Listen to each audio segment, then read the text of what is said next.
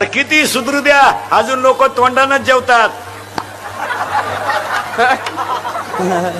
मग लय पैसे तर खायची जागा बदलव ना लखपतीच्या.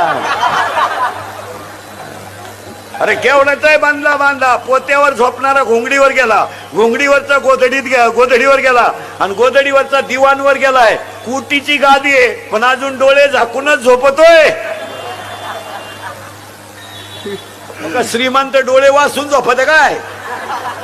काय सुधारले लोक धोतर गेलं पायजामा आला, पायजामा गेला आणि जीन आली, जीन गेली आणि बरमुडा आली आणि हळूहळू लोक मोकळी होत आली. काय सुधारले. ईद थोरता आलाय आता एक ईद बरोबर सरकलं म्हणजे आला महात्मा.